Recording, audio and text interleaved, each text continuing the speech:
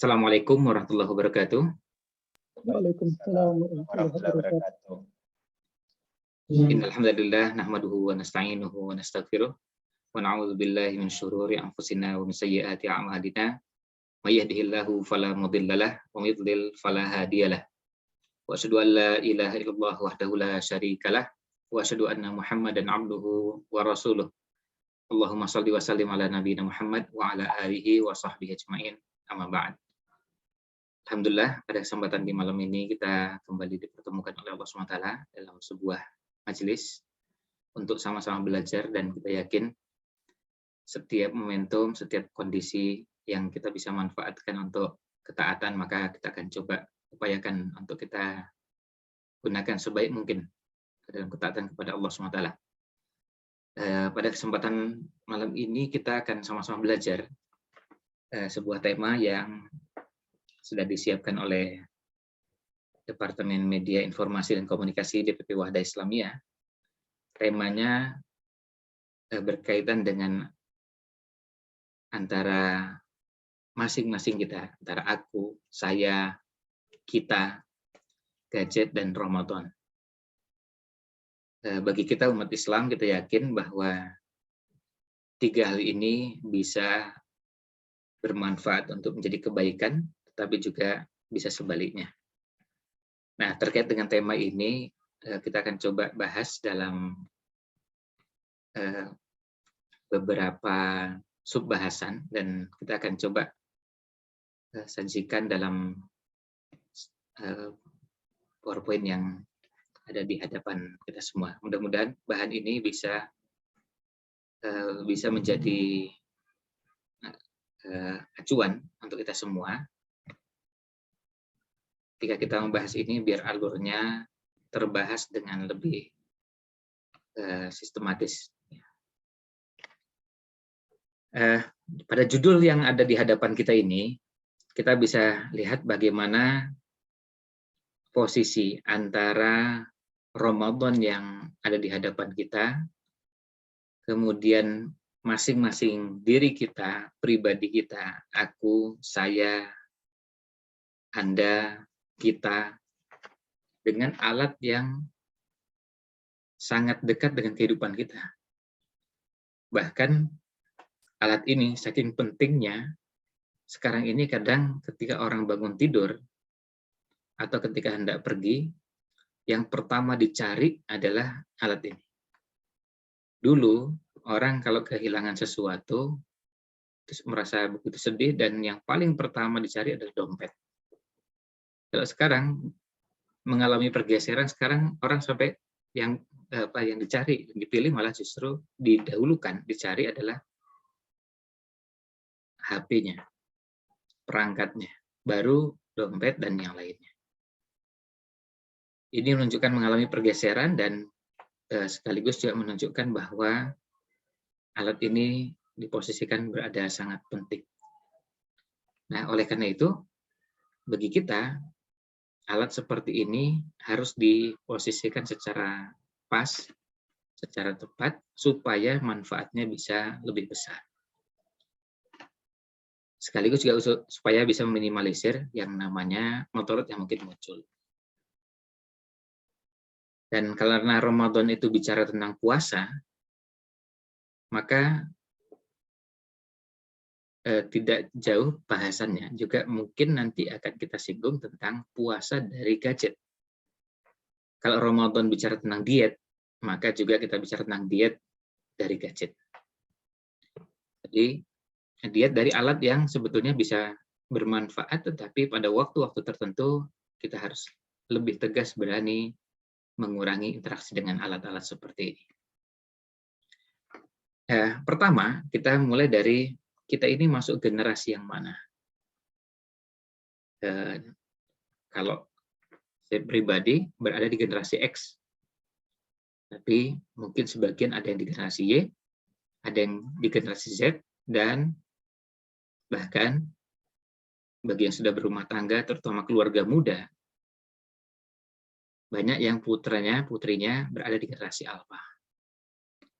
Masing-masing generasi punya kekhasan. Salah satu kekhasan yang ada, interaksi dengan perangkat yang sangat intens. Dan interaksinya luar biasa. Bahkan caranya juga berbeda. Kalau generasi X atau sebelumnya, ketika berinteraksi dengan handphone, kadang terbatas hanya beberapa menu. Kemudian itu pun kalau mau membuka beberapa aplikasi, baca dulu panduannya, buka buku panduan, kemudian baru dibaca. Tapi kalau generasi Y, generasi Z, sudah tidak lagi dengan model seperti itu. Kita buka, langsung coba tekan tombol ini, tombol itu, dan menemukan sekian banyak menu-menu yang ada. Nah, ini perbedaan perilaku pada masing-masing generasi. Nah, ketika kita ketemu bulan Ramadan yang mulia ini, kemudian kita berinteraksi dengan gadget, maka kita juga perlu melihat bagaimana tips berinteraksi dengan media sosial, berinteraksi dengan gadget agar hasilnya bisa lebih optimal. Kita coba ringkaskan pada beberapa poin yang ada agar ini bisa bermanfaat baik di luar Ramadan, apalagi selama bulan Ramadan. Tips yang pertama dan kedua. Yang pertama adalah kita luruskan niat dulu. Bahwa perangkat yang kita gunakan ini harus bernilai lillahi ta'ala. Harus mendatangkan manfaat. Kalau itu ibadah, maka kita gunakan sebaik mungkin menjadi perangkat yang menunjang ibadah kita. Kalau kita gunakan untuk berbagi dengan orang lain, untuk mendapatkan pahala berdakwah, maka kita luruskan niat ingin agar orang lain dapat hidayah. Ingin agar orang lain mendapatkan petunjuk dari apa yang kita sampaikan. Sehingga kadang-kadang kita tidak peduli bahwa ini yang muncul adalah bukan yang muncul bukan nama saya. Kita hanya ikut memposting apa yang sudah disiapkan oleh orang lain. Kita hanya cukup memposting apa yang sudah disiapkan oleh tim. Nama saya tidak muncul. Tidak masalah. Karena bagi kita ingin orang lain dapat hidayah. Orang lain dapat petunjuk. Orang lain jadi kenal kebaikan. Orang lain jadi tahu tuntunan. Orang lain jadi tahu kalau di bulan Ramadan, orang lain jadi tahu bahasan-bahasan yang berhubungan dengan puasa Ramadan. Baik yang berhubungan dengan fikih ibadahnya, ataupun yang berhubungan dengan masalah-masalah lain. Karena bulan Ramadan tidak hanya membahas fikih. Fikih hanya salah satu bagian dari yang ada di bulan Ramadan. Akidahnya ada, akhlak juga ada. Nah, pada saat kita memposting, kita nge-share informasi yang ada di media sosial, kita ingin orang lain dapat petunjuk. Kita ingin orang lain dapat hidayah. Maka, mari kita luruskan niat. Karena bisa jadi, sama-sama memposting, niat yang berbeda mempengaruhi hasil. Termasuk mempengaruhi pahala yang kita dapatkan. Kita ingin orang lain dapat pahala. Kita ingin orang lain dapat petunjuk. Kita ingin orang lain mendapatkan kebaikan sebagaimana kita juga mendapatkan kebaikan. Dan kalau sudah dilakukan lillahi ta'ala, ada yang kompeten, ada yang punya keahlian membuat bahan-bahan untuk diposting. Sementara mungkin sebagian kita, termasuk saya diantaranya, tidak punya keahlian sama sekali di situ. Kalau bikin poster, kualitasnya sama sekali tidak menarik. Saya bisa menyiapkan bahan, betul. Saya bisa carikan tema-tema yang menarik, yang pas, yang bagus untuk di bulan Ramadan.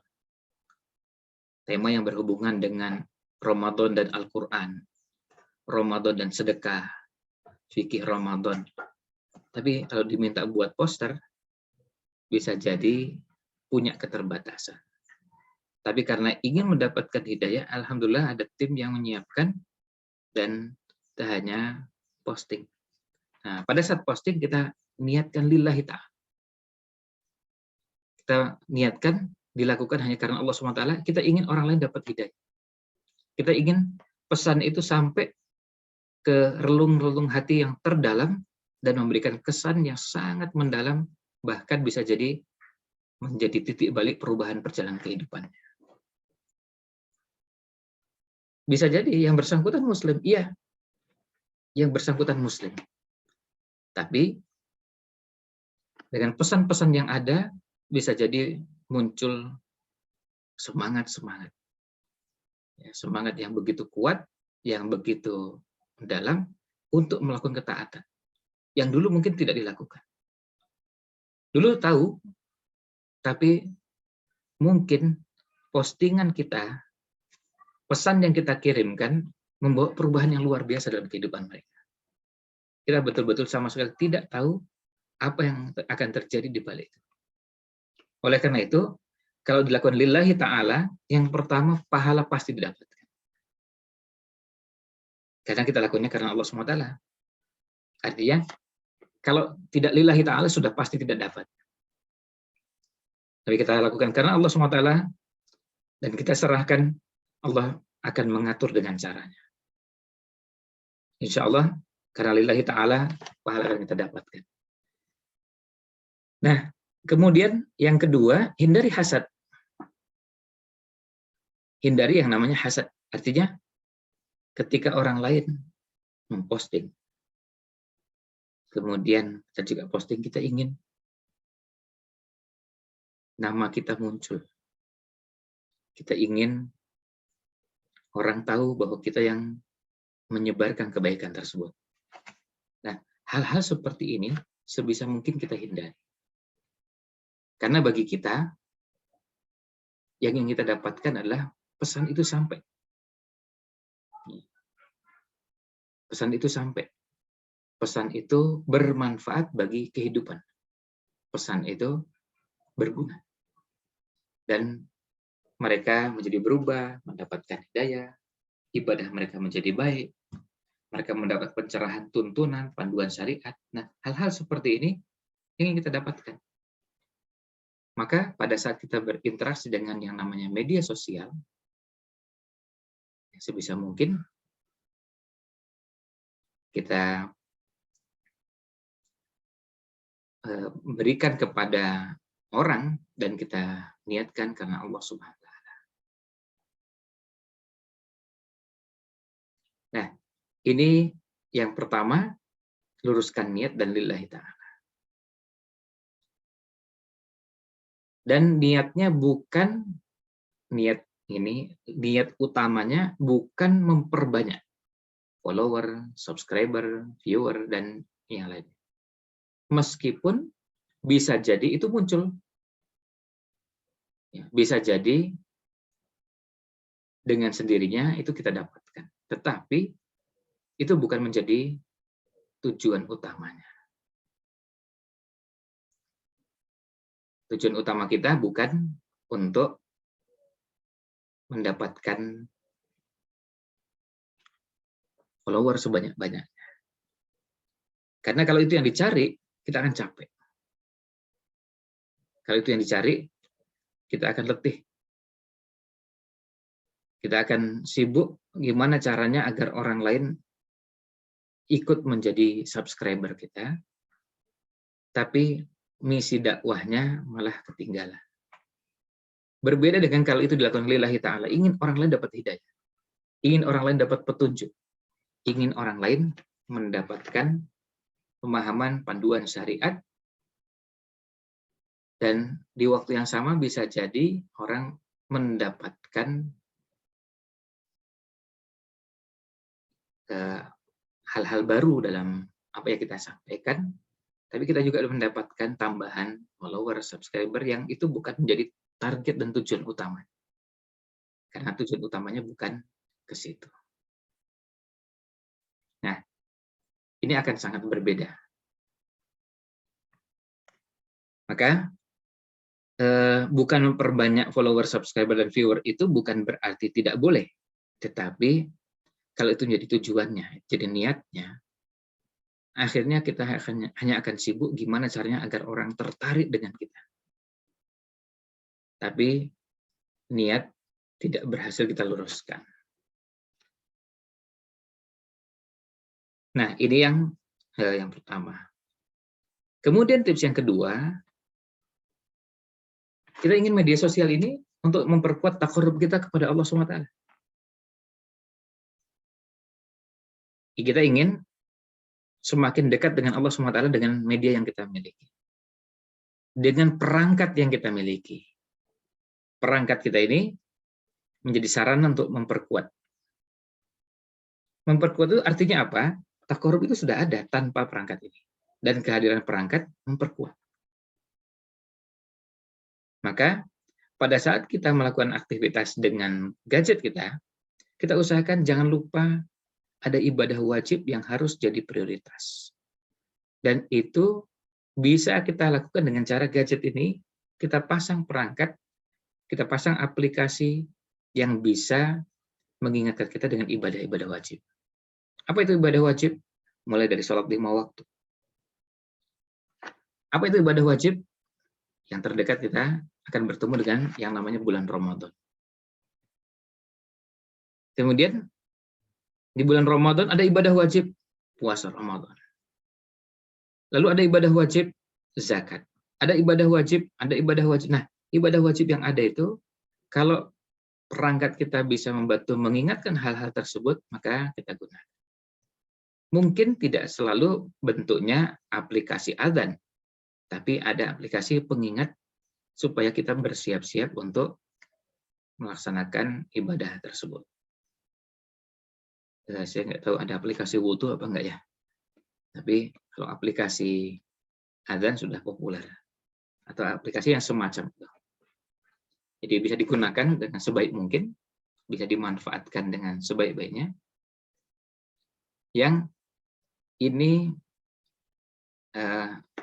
bisa kita jadikan sarana untuk memberikan perhatian pada ibadah fardu, ibadah wajib. Kemudian yang kedua ada ibadah nawafil, ibadah-ibadah sunnah. Nah, ibadah sunnah ini dengan perangkat yang kita miliki, gadget yang ada ini, gimana caranya bisa mengoptimalkan ibadah-ibadah sunnah kita. Nah, sekedar informasi bahwa alhamdulillah kita patut bersyukur semakin banyak. Ini sebagian banyak saudara-saudara kita yang membuat aplikasi, baik yang berbahasa Arab, berbahasa Inggris, berbahasa Indonesia, yang berhubungan dengan ibadah nawafil. Misalnya, ada aplikasi yang berhubungan dengan Al-Quran. Aplikasinya bahkan membantu kita mengingatkan kalau ingin punya target bacaan Al-Quran. Atau yang biasalah, sebelum bicara target. Aplikasi yang bisa digunakan untuk membaca Al-Quran di mana. Mushafnya, versi, atau bentuknya dengan cetakan Madinah. Jadi satu baris, satu halaman berjumlah sekian baris, dan di akhir halaman, akhir dari ayat, kemudian masuk ke halaman berikutnya, demikian pula sampai satu juz 20 halaman, juz kedua juga 20 halaman, ketiga dan seterusnya, memudahkan kita untuk menghafal atau membaca dengan tampilan yang khotnya indah, tampilannya bagus, tertata dengan sangat rapi. Bagi yang mau menghafal bisa mudah menghafal karena posisi masing-masing ayat sudah diatur sedemikian rupa. Nah, perangkat seperti ini, aplikasi seperti ini kita manfaatkan sebaik mungkin supaya memperbanyak ibadah yang kita kerjakan di bulan Ramadan. Ibadah nawafil ini selain Quran apa? Nah, sebelum pindah ke yang lain, kalau perlu kita tandai. Dan biasanya beberapa aplikasi Quran, kalau kita terakhir membuka Al-Quran itu sampai halaman tertentu, bisa disetting bahwa nanti ketika kita buka yang kedua kalinya, tetap berada di halaman yang sama, tidak pindah. Nah, kita gunakannya untuk apa? Pada saat kita berada di tempat-tempat yang tidak ada mushaf. Kalau kita di rumah, kita menggunakan mushaf yang ada, dan kita menyarankan menggunakan mushaf yang ukurannya besar untuk memudahkan membaca supaya mata kita tidak lelah membaca tulisan yang besar, bahkan bisa sangat besar. Membaca tulisan, maaf, lelah itu karena membaca tulisan yang kecil dan diantisipasinya dengan membaca tulisan yang besar. Kalau bisa punya mushaf yang besar, gunakan. Dan kalau menggunakan kertas, tidak ada cahaya yang terlalu banyak masuk ke mata kita. Selain ibadah yang berhubungan dengan Quran, ada ibadah yang lain yang berhubungan dengan sedekah. Kalau perlu kita punya pengingat, pasang pengingat. Mungkin ada di antara kita yang menargetkan bulan Ramadan kali ini, gadget yang kita gunakan untuk jadi pengingat bahwa kita harus bersedekah harian. Sebagaimana yang disebutkan dalam hadis tentang dua malaikat yang setiap pagi mendoakan, Allahumma a'ti munfiqan khalafah. Ya Allah, berikanlah ganti bagi orang yang berinfak dengan ganti yang baik. Bagi yang berinfak, tetapi apa? Allahumma a'ti mumsikan talafa. Allah yang tidak bersedekah maka diberikan apa? Kerusakan. Justru hartanya tidak mendatangkan keberkahan. Yang berinfak Allah ganti dengan yang lebih baik. Didoakan oleh malaikat diganti. Allahumma a'ti munfiqan khalafa. Diganti. Itu sebabnya kita jadi memahami kenapa kok orang berinfak itu, dan banyak berinfak, kok hartanya nggak habis-habis. Secara teori, kalau tidak melibatkan keimanan, ya jelas berkurang. Orang sudah mengumpulkan gaji bulanan, lalu dipotong. Ya, lalu dipotong. Dipotong untuk apa? Dipotong untuk ini dan itu. Apa yang terjadi? Ya berkurang secara nominal. Tetapi Nabi SAW menyatakan, mana kosot sodakotun mimal. Sedekah itu tidak mengurangi harta. Gimana caranya sedekah tidak mengurangi harta? Padahal berkurang nih. Kalau ada uang 1 juta disedekahkan 250.000, kan tinggal 750.000, berkurang. Nah, kita baru paham dengan beberapa hadis yang ada, ternyata salah satunya adalah tadi. Malaikat mendoakan, Allahumma a'ti munfiqan khalafa. Ya Allah, berikanlah kepada orang yang berinfak ganti. Gantinya dalam bentuk apa? Serahkan kepada Allah SWT. Kita nggak tahu gantinya. Tetapi ketika yang mendoakan malaikat, kita akan sangat bergembira luar biasa. Kalau kita yang mendoakan, kadang-kadang kita merasa berkecil hati. Ya, kita ini dengan banyak kekurangan, kekhilafan yang ada, rasanya berat. Tapi kita tetap berdoa. Tapi kalau yang mendoakan malaikat, peluang dikabulkannya menjadi lebih besar. Dan kita menjadi lebih optimis karena diganti. Kita bersemangat. Nah, ini ibadah nawafil. Kemudian, sekaligus juga kita melihat bahwa di bulan Ramadan, kalau gadget ini kita bisa gunakan sebaik mungkin. Ada ibadah-ibadah yang kita bisa lakukan di bulan Ramadan dan di zaman sekarang yang tidak bisa dilakukan oleh para ulama di zaman salaf atau para kaum muslimin di zaman sahabat misalnya radhiyallahu anhum. Yaitu apa? Kita bisa berinfak tanpa harus pergi jauh ke mana-mana. Begitu kita melihat misalnya ada informasi untuk berinfak dari lembaga zakat. Dapat informasi, ada postingan yang masuk ke HP, kemudian muncul di situ ada tulisan WIZ. Ya. Nah, kebetulan kita mau berzakat, atau kita mau berinfak, atau kita mau bersedekah, tapi posisi kita di masjid, atau posisi kita di rumah. Kalau kita harus mengantarkan, repot. Sebagian kita punya kesibukan yang luar biasa. Dan susah. Mau ketemu petugasnya, Bahkan untuk telepon saja kadang-kadang nggak sempat karena saking sibuknya. Nah, dengan perangkat yang ada aplikasi mobile banking, ada aplikasi ini itu, kemudian lihat ada nomor rekening, kemudian penyalurannya kemana, kita bisa langsung transfer. Bahkan kita bisa melakukan transfernya ketika kita berada dalam masjid. Kita sedang memperbanyak ibadah dalam masjid. Kita bisa melakukannya. Kita bisa menyalurkan sebagian harta yang Allah titipkan pada kita, sekian banyaknya. Ada yang sedang menyiapkan proyek pembangunan masjid. Ada yang menyiapkan proyek pembangunan sekolah. Ada yang sedang menggalang dana untuk mengirim dai-dai ke pelosok. Tadi pagi saya mendengar cerita salah seorang dai yang beliau cerita langsung perjalanan dakwah dari Balikpapan ke Mahakam Hulu, maaf. Ya, kepanjangannya Mahakam Hulu. Katanya perjalanannya berapa lama? 2 hari. 2 hari, ya. Terus diceritakan lagi di sana nggak ada listrik. Di tempat beraktivitasnya nggak ada listrik. Jadi kita nggak bisa banyak berharap mau ayo kita WA-an gitu ya. Zoom, YouTube, nggak ada. Karena listrik nggak ada. Terus mau dari mana? Ya, mau berinteraksi.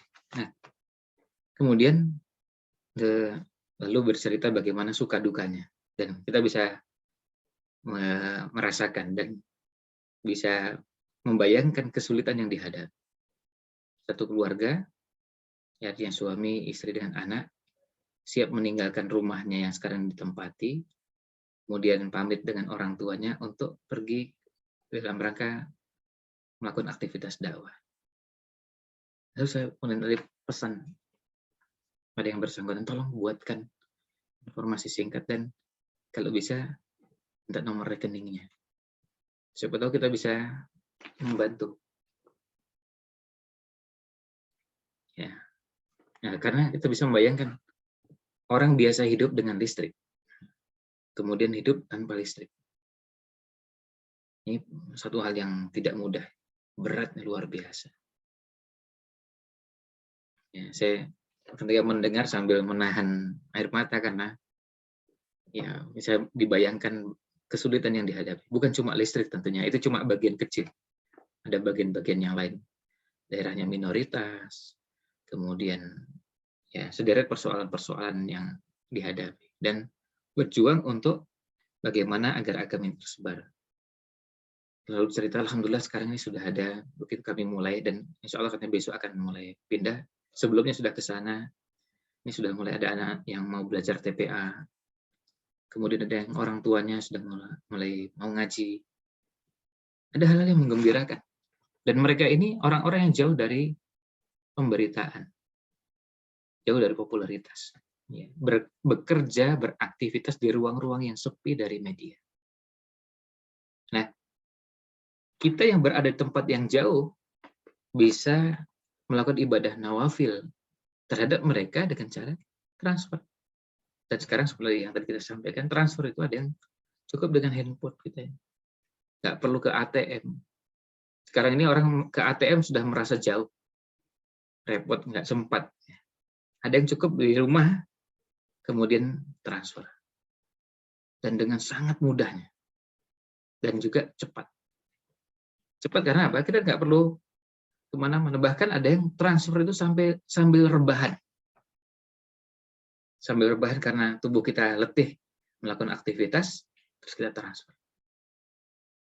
Transfernya apa? Sambil tidur. Tapi kita niatkan lillahi ta'ala, kita ingin ini menjadi amal yang tercatat di sisi Allah SWT. Maka gadget yang kita miliki itu bisa bermanfaat untuk mewujudkan atau menguatkan takarub kita kepada Allah.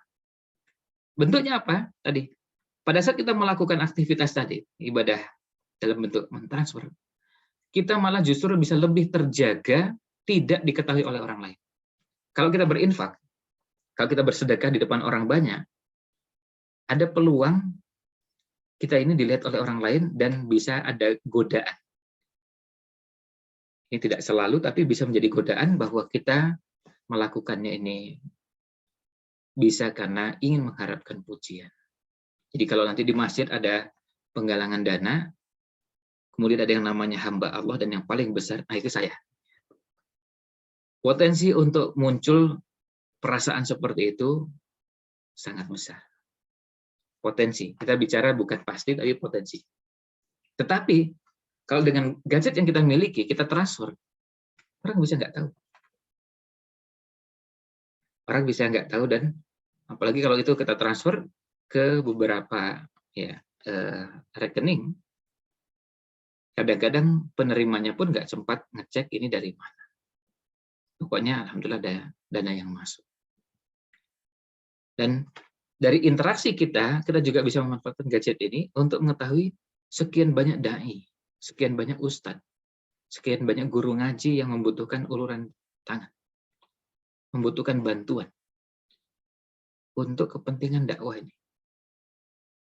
Kita nggak bisa berdakwah, saya nggak bisa ceramah terampil seperti ustadz-ustadz yang luar biasa kemampuannya, ilmunya, dan hal-hal lainnya. Tapi saya cuma bisa membantu ustadz yang berada di, misalnya seperti tadi, berada di daerah yang diistilahkan terluar, terjauh, dan TT yang lain. Kita bisa nitipkan pada mereka. Atau kalau yang nggak yang jauh, yang dekat pun bisa kita lihat. Ada orang-orang di sekeliling kita. Ada orang-orang dekat kita yang mereka membutuhkan uluran tangan. Dan kita tahu dengan aktivitasnya yang ada. Tentu kita menghukumi orang itu secara dohirnya. Yang di balik itu isi hati tangan Allah SWT. Dan memang syariatnya begitu. Tuntunannya hanya kita bisa menilai orang dengan yang nampak, yang terlihat. Maka memperkuat takarub kepada Allah SWT juga dengan terus mengerjakan apa? Mengerjakan sekian banyak ibadah, yang kadang-kadang ibadah itu bisa terbantu dengan kehadiran gadget sebagai pengingat, sebagai pendukung, tapi jangan disibukkan membuka yang lain. Nah, salah satu yang harus kita coba kurangi adalah membuka media sosial yang akan menyibukkan. Kalau kita menggunakan perangkat membuat kita bisa bangun malam, maka kita gunakan. Ini salah satu contoh yang kita bisa manfaatkan dari perangkat yang kita miliki. Misalnya, ada aplikasi yang namanya Al-Musolli. Aplikasi ini, aplikasi yang mengenalkan kepada kita jadwal waktu sholat. Aplikasi ini bisa didapatkan di Play Store dan bisa digunakan dengan menggunakan bahasa Arab, bahasa Inggris, dan lainnya. Nah, yang menarik di aplikasi ini ada jadwal waktu sholat. Nah, jadwal waktu sholat yang ada di aplikasi ini, jadwal waktu sholat yang bukan hanya mengenalkan waktu sholat subuh, duhur, asar, maghrib, isya, seperti yang kita kenal selama ini. Nah, tetapi juga mengenalkan pada kita ada jadwal waktu sholat malam. Waktu sholat malam yang ketika kita mau mempraktekannya atau kita mau melakukannya, kita bisa tahu kalau misalnya begini, saya ingin sholat malam pada jam tertentu. Terus kita ingin mempraktekkan, misalnya ada yang ingin bangun malam, tengah malam, dan ingin sholatnya di tengah malam. Nah, kita menyebut tengah malam itu kan jelas bukan jam 12. Tengah malam itu adalah dihitung pertengahan antara subuh dengan maghrib, atau terbenamnya matahari dengan terbitnya fajar. Kalau kita ngitung, nanti bisa jadi prosesnya lama sekali. Bisa jadi prosesnya lama sekali kita ngitung. Nah, kita bisa menggunakan aplikasi itu, lalu kita jadi tahu, oh ternyata tengah malam itu pada jam tertentu. Misalnya jam 11 lewat sekian. Atau kalau aplikasi yang lebih sederhana, tapi juga berisi tanya jawab, konsultasi, juga bisa nonton kajian. Ada aplikasi Tabik Ustadz, T-A-B-I-K, ya, T-A-B-I-K, Tabik Ustadz. Nah, begitu kita masuk, nanti kita bisa lihat jadwal waktu sholat, dan jadwal waktu sholatnya bukan jadwal waktu sholat yang kadang-kadang bisa ditemukan di beberapa tempat, tapi jadwal waktu sholat yang subuhnya sudah disesuaikan dengan yang dulu pernah mungkin sebagian kita dapati, bahwa jadwal waktu sholat yang mungkin akan lebih tepat menurut kajian beberapa kalangan dimundurkan di beberapa daerah sekitar 8 atau 9 menit. Nah, di aplikasi Tabik, Tabik Ustadznya, T-A-B-I-K. Itu kalau dalam bahasa Arab tabi', ya, artinya mengikuti. Tabik Ustadz artinya mengikuti Ustadz. Di aplikasi itu kita bisa tahu subuh, misalnya subuh di Jogja itu jam 4:35. Nah, kita nggak capek untuk mengetahui subuh ini sudah masuk atau belum. Karena apa? Karena aplikasinya sudah langsung masukkan jadwal waktu subuh itu dengan porsi tadi. Sudah dimundurkan sekitar 8 atau 9 menit kalau untuk Jogja. Untuk yang lain saya kurang tahu persis detail-detailnya. Tapi kita nggak direpotkan lagi. Ini sudah masuk waktunya atau belum. Karena dulu ada perdebatan atau diskusi yang menghangat tentang jadwal waktu sholat. Nah, itu ada di kolom chat, ada bagi yang ingin cari aplikasinya, ya tinggal cari di Play Store dengan Tabik, ya, T-A-B-I-K, ya Tabik Ustadz. Jadi akan muncul aplikasi tersebut dan masukkan kota di mana kita berada. Saya masukkan kota Jogja karena saya tinggal di Jogja. Jadi saya nggak repot lagi mengubah-ubah. Nah, nanti pindah ke kota lain dan tinggal disesuaikan. Tapi yang jadi kelebihannya aplikasi ini tadi waktu subuhnya kita nggak repot lagi menyesuaikan dan mikir dimundurkan berapa menit. Nah, karena ini berhubungan dengan beberapa hal. Nah, di sini kita ingin gadget yang ada ini bisa memperkuat ibadah kita, takarub kita kepada Allah. Sholat malam yang kita kerjakan, kita jadi tahu sholat malam itu yang baik kalau mau dikerjakan tengah malam seperti apa.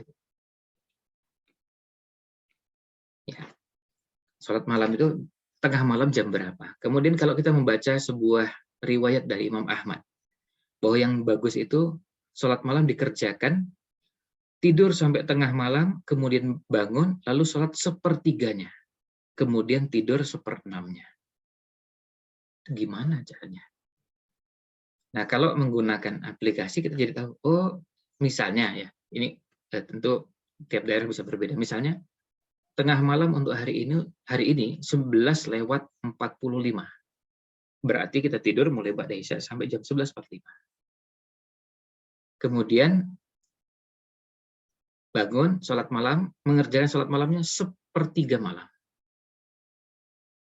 Ya, sepertiga malam.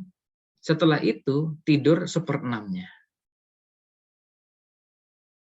Nah, kita terbantu dengan ketika kita tahu setengah itu sekian jam sekian menit dan bangun jam sekian, kemudian kita tinggal hitung sepertiganya untuk sholat malam, setelah itu tidur sisanya. Sampai apa? Sampai azan subuh. Itu sebabnya kita jadi terbantu dengan aplikasi-aplikasi ini. Ada menu-menu yang membantu kita mengerjakan beberapa ibadah dan meluruskan pemahaman yang mungkin selama ini berkembang. Dulu sebelum kenal tuntunan, selain dari penjelasan Ustadz, juga kehadiran aplikasi, taunya sholat malam itu ya jam 12. kalau mau tengah malam. Maksudnya tengah malam itu jam 12. Itu berlaku kalau maghribnya jam 6, subuhnya jam 6. Maka tengah malamnya jam 12. Kan begitu. Kalau itu memang dari 6 ke 6, tengahnya ya jam 12. Tapi kalau maghribnya, misalnya kalau di Jogja, maghrib itu 17.48. Sebelum jam 6, berarti 12 menit sebelum jam 6. Sementara subuhnya jam 4:35. Nah ini agak agak berbeda dengan yang tadi. Berarti sudah pasti tengah malamnya bukan jam 12. Itu sudah pasti karena angkanya bukan 6 ke 6. Angkanya 17.48 ke 4:35. Berarti sudah pasti jam 11 sekian. Nah, jadi jam 12 lagi. Nah, kita jadi tahu, oh, tengah malam itu jam sekian. Nah, kalau yang dari males ngitung, ya pakai aplikasi. Kalau mau bersabar menghitung dan kita paham, ya silahkan dihitung sendiri dengan aplikasi yang ada, subuh, maghrib, lalu dibagi 2. Jadi subuh sampai maghrib, dari maghrib sampai subuh, itu berapa jam, berapa menit, kemudian bagi 2, jadi kita tahu setengahnya, kita tahu sepertiganya, kita tahu seperenamnya. Kemudian ada aplikasi azkar, zikir. Sekarang ada aplikasi zikir bermacam-macam. Ada versi berbahasa Arab, berbahasa Inggris, berbahasa Indonesia, yang membantu kita. Bahkan ada aplikasi yang membantu kita, mengingatkan kita dengan zikir-zikir yang perlu kita lakukan. Ada zikir pagi, zikir sore. Nah, kita ingin Ramadan kita ini menjadi semakin sering berzikirnya, karena ada aplikasi yang membantu kita mengingatkan.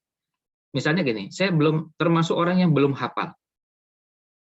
Ya, termasuk orang yang belum hafal zikir pagi, zikir sore. Alhamdulillah ada aplikasi. Alhamdulillah ada PDF. Ada buku yang bisa dibaca di HP dan bisa dibuka sewaktu-waktu pada saat membutuhkan. Akhirnya bisa baca zikir pagi. Karena saya belum hafal, ya saya zikir sambil membaca. Misalnya asbahna wa asbahal mulku lillah walhamdulillah. Kalau saya tutup, saya belum hafal asbahna belum hafal, buka asbahna wa asbahal mulku lillah walhamdulillah, dan seterusnya. Kalau kita sering buka, insya Allah jadi lebih mudah untuk hafal. Apalagi kalau tiap hari dibaca pagi sore. Akhirnya lama-kelamaan ada beberapa zikir yang karena sering dibaca mulai agak hafal. Dan sering dibaca lagi, kita yakin hafal. Nah, di Ramadan targetkan. Misalnya targetkan Ramadan kali ini kita targetkan zikir pagi hafal. Zikir sore hafal. Dari 20-an, sekitar 25 zikir pagi, saya bisa hafal alhamdulillah sampai untuk Ramadan kali ini 20. Ini pencapaian yang luar biasa. Jadi keluar dari bulan Ramadan, kehadiran gadget kita ini membantu mewujudkan beberapa ketaatan. Ya, termasuk di sini adalah tilawah, maksudnya tilawah Al-Quran. Al-Quran yang kita bisa baca setiap hari dengan beberapa menu. Termasuk begini, termasuk ada di antara kita yang mungkin ketika sudah mulai letih membaca Al-Quran, mata kita capek, apa yang dilakukan? Kemudian kita coba istirahat sebentar, lalu mendengarkan. Nah, ini salah satu cara. Dulu, para ulama kita, ada yang kalau murojaah, kalau mereka nggak baca, gantian. Yang lain baca, dia yang mendengar. Dan pada saat mendengar, karena itu dari hafalan, bisa dengan sambil memejamkan mata untuk istirahat sebentar, maksudnya matanya beristirahat kemudian membaca atau maaf kemudian mendengar. Nah, ini akan terbantu dengan kehadiran perangkat-perangkat. Jadi sebetulnya persoalannya adalah bagaimana mengoptimalkannya. Kita masuk ke yang berikutnya. Tips yang ketiga, kita harus proporsional antara dunia maya dengan dunia nyata. Di dunia maya ada hal-hal yang kita bisa dapatkan, ada hal-hal yang kita bisa ketahui. Tapi kita hidup di dunia nyata, gimana caranya kebaikan-kebaikan, informasi, data, dan seterusnya yang kita dapatkan, kita wujudkan dalam dunia nyata. Informasi atau termasuk ilmu yang kita dapatkan itu, ayo kita wujudkan dalam dunia nyata kita ini. Ada kebaikan-kebaikan, ayo kita wujudkan. Nah, untuk poin-poin berikutnya saya percepat. Tips yang keempat adalah pahami. Pahami apa? Persoalan umat dan kebutuhan. Dari media sosial yang ada, kita bisa pahami. Untuk supaya apa? Supaya kita bisa tahu bahwa umat ini membutuhkan ini dan itu. Tadi kita cerita tentang ada dai yang membutuhkan uluran tangan karena tidak ada perangkat listrik di rumah. Saya tanya, di rumah atau di kantor atau sekretariat tempat melakukan aktivitas dakwah ada listrik? Nggak ada. Saya nggak punya. Nah, ini kita lihat ini ada kebutuhan. Ya, kebutuhan untuk melakukan beberapa aktivitas. Ya. Dan ketika saya tanya, masa sehari nggak ada? Ya, alhamdulillah, kalau untuk malam, tetangga itu nyalakan listriknya dan kita numpang. Nah, jadi terbantu oleh tetangganya. Terbantu oleh tetangganya. Tapi cuma di malam hari. Pagi sudah nggak bisa. Nah, kita jadi tahu ada persoalan, ada kebutuhan. Dan kita berusaha untuk memahami persoalan itu. Kita punya persoalan yang banyak. Persoalan umat ini banyak. Dan kita bisa berkontribusi sebagian, itu sudah bagus. Dan tidak perlu berkomentar terhadap orang lain yang mungkin sibuk dengan kontribusinya pada bidang yang lain. Karena memang tidak bisa diseragamkan. Mungkin ada di antara kita yang membantu, saya membantu anak-anak yatim. Silakan. Kalau saya membantu santri-santri tahfidz. Yang lain mengatakan, oh saya membantu. Biarkan masing-masing kita berkontribusi untuk kepentingan umat ini. Yang berbeda-beda. Tidak perlu diseragamkan kalau memang tidak memungkinkan. Nah, tapi kalau bisa bersinergi akan lebih bagus. Nah, itulah kenapa pentingnya kita berjamaah dalam menyelesaikan persoalan umat. Karena persoalannya terlalu banyak dan tidak mungkin kita selesaikan sendirian. Kemudian yang kelima, tetapkan tujuan pada saat menggunakan gadget. Jangan sampai diatur umat atau diatur oleh pihak lain, kalau bukan umat. Tapi kita juga harus mengatur diri kita. Karena gini, kita ini berada pada salah satu dari dua sisi. Kita diatur atau kita yang mengatur. Nanti kita bisa sibuk diminta ini, diminta itu, tapi kita sendiri tidak mengatur. Nah, perangkat yang kita miliki gunakan sebaik-baiknya untuk mengatur agenda misalnya, mengatur kegiatan. Tips yang keenam, kita bisa manfaatkan gadget untuk memperluas pergaulan. Ilmu bisa menjadi bertambah, dan yang kita pelajari bisa menjadi lebih tepat sasaran. Misalnya gini, saya ingin belajar tentang fikih Ramadan. Kira-kira ada nggak? Nah, kita bisa jadi lebih tepat sasaran carinya. Karena saya mau belajar fikih Ramadan. Oh, ini ada. Yang menyampaikan ada, misalnya ini ada kawan, kebetulan beliau dulu adik kelas di Madinah, tapi ilmunya kakak kelas, ilmunya lebih senior. Jadi beliau junior dari sisi pertama kali belajar di Madinah, tetapi sekarang menjadi senior. Dr. Ahmad Hanafi. Beliau konsentrasinya di bidang syariah. S1, S2, sampai S3. Sehingga ilmunya lebih mendalam. Nah, saya ingin belajar, saya cari. Nah, dengan perangkat yang ada, saya bisa searching. Dr. Ahmad Hanafi. Nah, ketemu. Oh, beliau sempat ngisi pembahasan tentang persiapan menyebut Ramadan, atau fikih Ramadan, atau fikih yang berhubungan kafarat, fikih yang berhubungan dengan macam-macam. Banyak yang bisa kita pelajari. Beberapa hari yang lalu saya dengar kajian beliau tentang ibadah itu ada yang namanya ibadah adaan, qodoan, dan i'adah.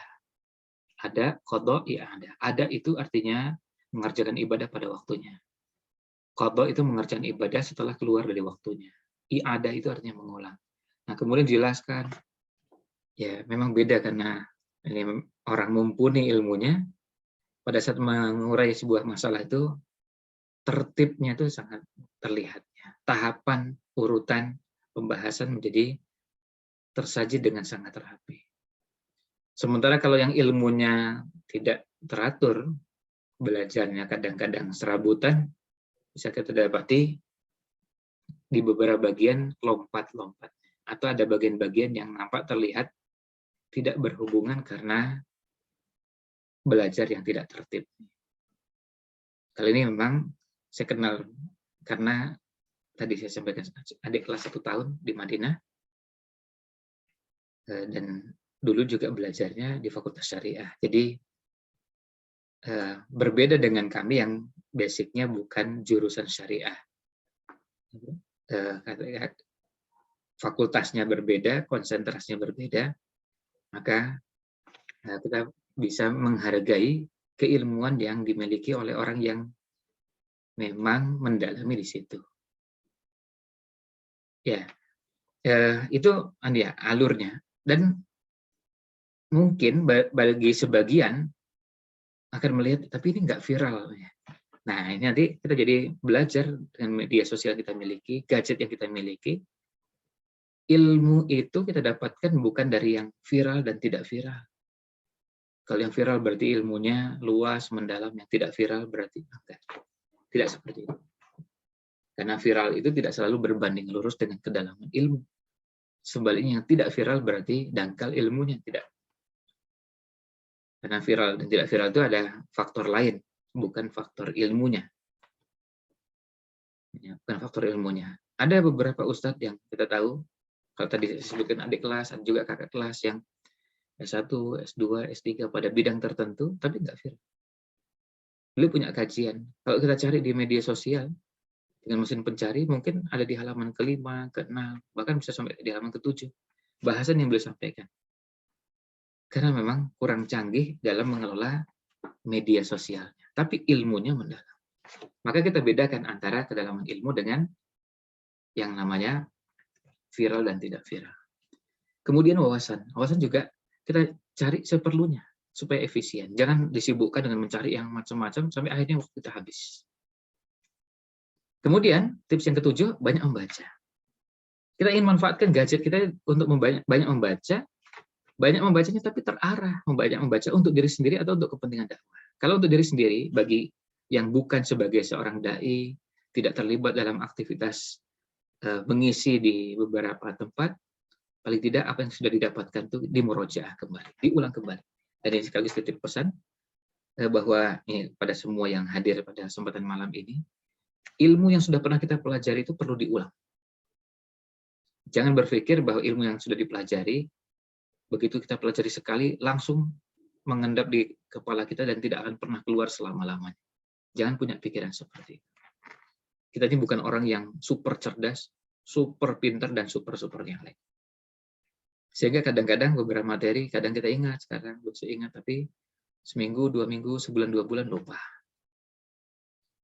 Nah, maka kita banyak membaca, baik untuk mengulang yang sudah didapatkan, atau menambah hal-hal baru yang belum kita dapatkan. Nah, kita usahakan gadget kita ini digunakan untuk membaca yang terarah. Kalau untuk dakwah, bisa untuk persiapan materi, atau untuk memastikan materi yang sudah kita dapatkan ini benar apa enggak. Misalnya gini, saya ingin berbicara tentang puasa, dan untuk berbagi dengan anak-anak, saya bercerita tentang, ada loh hewan-hewan juga yang puasa. Maksudnya tidak makan ya. Misalnya penguin. Penguin itu pada masa tertentu, pada waktu tertentu, nggak makan. Jadi cerita itu mau kita ceritakan pada anak, tapi saya karena basicnya bukan dari fakultas kedokteran hewan maksudnya, saya juga bukan dari fakultas biologi. Informasi ini benar nggak ya? Nah, saya bisa menggunakan gadget untuk memastikan materi. Benar nggak? Oh, ternyata iya. Bahkan ada yang menuliskan, kalau penguin itu ketika masa tidak makan, berat badannya bisa berkurang, bisa 25%, bisa sampai sekian persen. Dan ada penelitian, dan seterusnya. Kita bisa dapatkan materi. Nah, kita bisa ceritakan pada anak-anak. Pada saat di rumah kita cerita. Pada saat di bulan Ramadan kita bercerita macam-macam. Cerita, ada loh hewan-hewan yang puasa juga. Sama seperti adik. Adik juga puasa kan? Ada penguin juga puasa. Tahu penguin kan? Nah, terus cerita tentang penguin.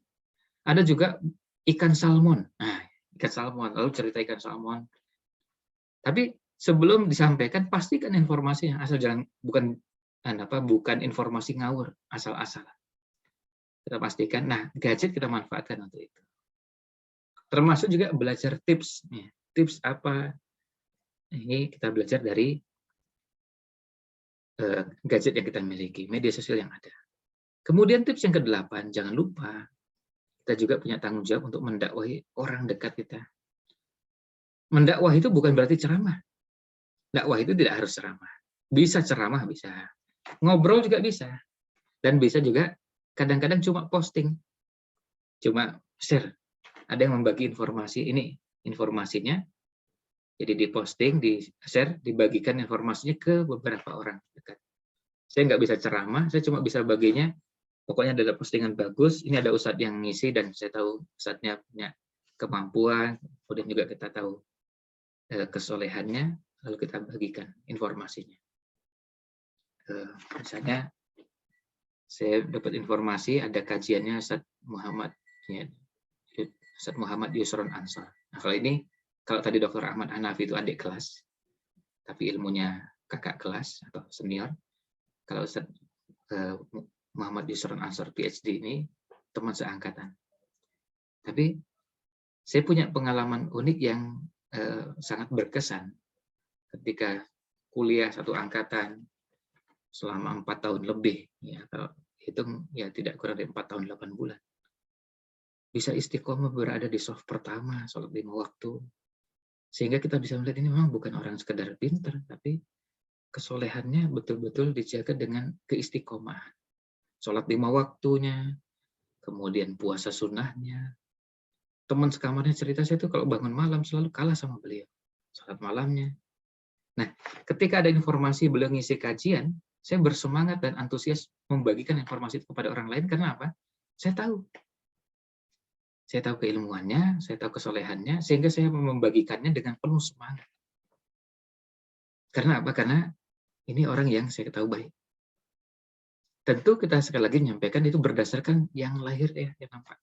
Sampai kemudian aktivitas di malam hari pun ketahuan ketika bangun malam, dan yang satu kamar bercerita beliau biasa bangun malam lebih dulu daripada kami. Nah, ketika kita membagikan, saya tidak punya ilmu sebaik beliau, maka saya bagikan kepada orang-orang dekat.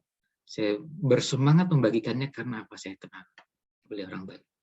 Nah, kemudian jagalah dari neraka, maksudnya apa? Diri dan keluarga kita yang pertama kali kita ajak sebelum orang lain. Maka ayo kita ajak. Kalau suami, ayo ajak istri. Kalau istri, ayo ajak suami. Kalau suami dan istri, ayo ajak anak-anak. Ayo kita antarkan. Nah, kalau mengenai bahan nanti bisa dicari. Tapi semangatnya itu. Kemudian tips yang ke-9, sabar. Sabar dengan berbagai tantangan yang ada. Karena begini, kadang-kadang kita posting, kadang-kadang kita membagi informasi itu, ada orang yang nyinyir. Tantangan bisa dari internal, dari eksternal. Cobaan bisa dari buzzer, influencer, dan yang lainnya. Ada buzzer yang terkenal kalau menyebarkan informasi pasti yang negatif. Selalu nyinyir terhadap umat Islam. Selalu nyinyir terhadap aktivitas umat Islam. Kalau ada umat Islam yang berbuat kesalahan satu saja, dibesar-besarkan, diberitakan, digoreng, dan seterusnya. Nah, kita perlu bersabar dengan orang seperti itu. Selain juga kita belajar dengan media sosial yang kita miliki, gadget yang kita miliki, kita jadi tahu ada orang-orang yang kerjaannya seperti ini. Ada yang cari makannya dari seperti ini. Ada yang cari makannya dengan harus murtad, harus menjadi orang kafir, harus menjadi zindik, harus menjadi munafik, harus menjadi orang-orang yang merelakan akidahnya dilepaskan. Harus melacurkan diri dengan ilmunya. Kita harus bersabar dengan orang-orang seperti ini. Karena memang mereka merelakan dengan cara seperti itu. Tentu sabar bukan berarti kemudian kita diam saja. Kadang-kadang kita perlu mengingatkan. Akhirnya kita menyebut nama-nama ke beberapa orang untuk berhati-hati. Kita harus tahu, ini memang kerjanya seperti itu. Kerjanya selalu nyiar terhadap umat Islam. Selalu menjelek-jelekkan umat Islam. Kalau umat Islam yang jadi korban tidak pernah tampak terlihat empatinya. Bahkan yang sudah jelas-jelas pembantaian, itu tidak pernah ada empatinya. Tetapi kalau ada pelakunya dan cukup satu orang Muslim, diberitakannya bisa sampai berhari-hari. Nah, kita jadi belajar memahami kondisi seperti itu. Kehadiran gadget digunakan untuk sekedar memahami seperti ini, tapi juga jangan disibukkan. Nah, maka kita kadang-kadang perlu juga diet dengan gadget kita ini. Selama bulan Ramadan, kita kurangi. Ya, kurangi aktivitas. Nah, coba kita lihat di sini, ini riset yang disampaikan oleh Republika, saya lihat tahun 2021 ini posting. Pengguna gadget rata-rata menyentuh layar lebih dari 2.000 kali dalam sehari. 2.000 kali dalam sehari. Menyentuh layar. Frekuensi berlebihan itu perlu dikurangi. Karena berdampak buruk untuk kesehatan dan mental, dan apalagi di bulan Ramadan. Ya, kita di luar Ramadan saja perlu mengurangi, apalagi di bulan Ramadan. Nah, ini ada tadi diet gadget, sekarang diet teknologi. Tadi sudah disampaikan oleh Ustaz Abdullah Said, matikan notifikasi media sosial untuk mengurangi kesibukan. Misalnya bunyi ting, bunyi lonceng, dan yang lainnya, bunyinya dimatikan. Supaya nggak sibuk, sebentar-bentar bunyi. Ya. Tapi pada saat diperlukan, kita bisa cari dengan cepat. Nah, ada yang sampai hapus akun semua media sosial, yang nggak perlu sampai seperti itu. Kalau sudah dimatikan, bisa kita kurangi aktivitas yang ada. Kalau kita termasuk yang bisa mengunggah, maka ada beberapa saran. Nah, yang terakhir, ini ada bijak bermedia sosial dalam fatwa MUI yang dianjurkan ada berdakwah. Nah, media sosial, gadget kita ini kita gunakan untuk saling menyapa. Kalau keluarga, silaturahim. Yang menyapa keluarga, adik, kakak, paman, dan yang lainnya. Termasuk juga tabayun atau verifikasi konten, informasi, postingan yang sampai ke HP kita. Ini bisa kita lakukan dan ini dianjurkan. Nah, yang dilarang ada tayangan-tayangan, ada ujaran-ujaran, ada postingan-postingan yang kita perlu hindari. Demikian beberapa poin yang bisa kami sampaikan. Ini karena itu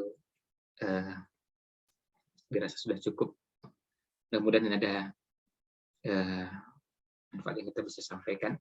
Mudah-mudahan ini bisa menjadi bahan pengingat bagi kita semua untuk beberapa hari ke depan, persiapan menyambut Ramadan yang kita nanti. Karena bagi kita Ramadan ini sesuatu yang luar biasa, maka perlakuan kita tidak boleh biasa-biasa. Ramadan menyediakan peluang pahala amal yang begitu banyak, maka kita manfaatkan dengan sebaik-baiknya. Kita berharap Ramadan itu betul-betul bisa menjadi ladang amal, dan gadget yang ada, pilihannya kalau tidak bisa digunakan untuk kebaikan, ya kita berarti harus puasa. Termasuk puasa dari gadget kita ini. Atau diet. Ya. Artinya puasanya berarti selama sekian waktu tidak membuka. Betul-betul mengurangi, ada yang mengurangi bukan membuka HP-nya, tapi mengurangi membuka beberapa hal, kemudian membatasi membuka beberapa yang lain. Artinya puasa. Misalnya gini, kalau kita punya grup WA, ada grup WA yang isinya ngobrol, isinya ini itu, ngisinya postingannya ramenya luar biasa. Ya, postingannya ramenya luar biasa. Postingan yang isinya hanya sekedar saling sapa dan maksudnya saling menyapa, ya maaf, yang dipahami program atau menu, tapi hanya sekedar saling menegur, ya, saling berbagi informasi, tapi kadang-kadang ada informasinya tuh untuk hal-hal yang remeh tadi, tapi berlebihan. Bicara tentang makanan, bicara tentang beberapa hal. Nah, kalau grup yang seperti ini, ini terpaksa kita kurangi. Saya lihat Ramadan tahun lalu ada beberapa yang begitu masuk 10 hari terakhir pamit. Ya, pamit dari beberapa grup seperti itu, tapi tidak pamit dari beberapa grup yang lain. Maksudnya apa? Untuk mengurangi dan menyampaikan nanti insya Allah di bulan Syawal akan bergabung kembali. Kenapa? Karena 10 hari terakhir Ramadan akan lebih banyak digunakan untuk i'tikaf. Nah, di i'tikaf ya kita nggak bisa terlalu banyak sering buka HP. Kalau dibuka HP-nya karena memang mau membuka tadi aplikasi atau menu zikir pagi sore, silakan. Atau saya buka karena memang mau membaca Quran, kebetulan tidak ada mushaf yang dekat atau mushafnya di masjid habis. Saya kebetulan nggak bawa mushaf dari rumah, ya gunakan. Karena kadang-kadang di beberapa tempat i'tikaf Qurannya terbatas. Nah, kita bisa gunakan HP kita. Tapi kalau tidak, ya betul-betul kita mengurangi penggunaan perangkat gadget kita ini. Ini beberapa hal yang bisa kami sampaikan. Mudah-mudahan ada manfaat. Mohon maaf jika ada yang kurang berkenan. Wallahu a'lam. Sallallahu alaihi wasallam ala Nabi Muhammad wa ala alihi washabihi ajmain. Saya kembalikan ke moderator.